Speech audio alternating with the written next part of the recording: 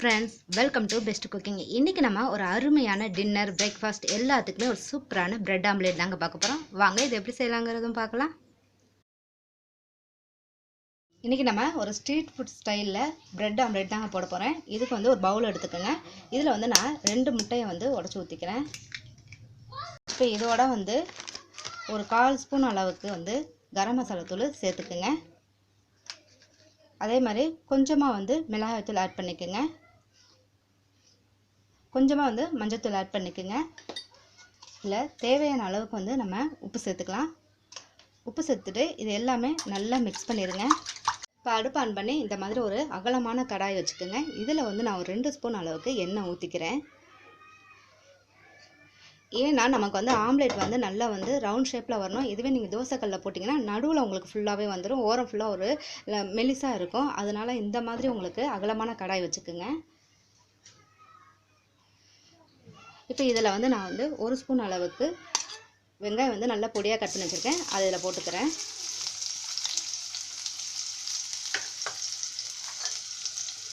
அதே மாதிரி தக்காளி வந்து 1 ஸ்பூன் அளவுக்கு போட்டுக்கோங்க.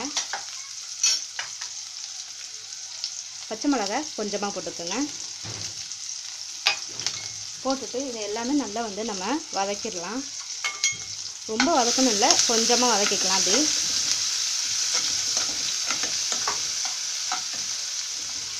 வதக்கிட்டு இது மாதிரி கொஞ்சம் அப்படியே ஸ்ப்ரெட் பண்ணிடுங்க.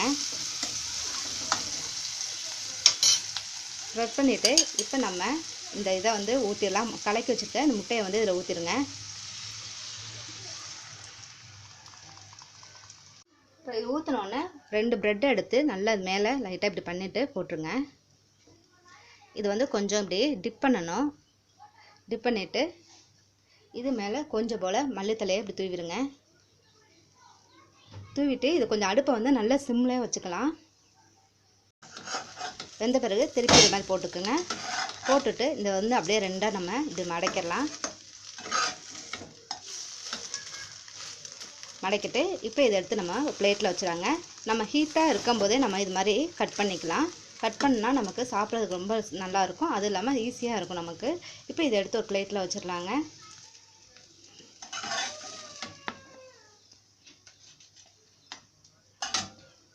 பாருங்கள், ஒரு அருமையான பிரெட் சாண்ட்விச் நமக்கு ரெடி ஆயிடுச்சுங்க. கண்டிப்பாக நீங்கள் ட்ரை பண்ணி பாருங்கள். உங்களுக்கு பிடிச்சிருந்தா லைக் பண்ணுங்கள், ஷேர் பண்ணுங்கள், மறக்காமல் சப்ஸ்கிரைப் பண்ணுங்கள். Thank you viewers.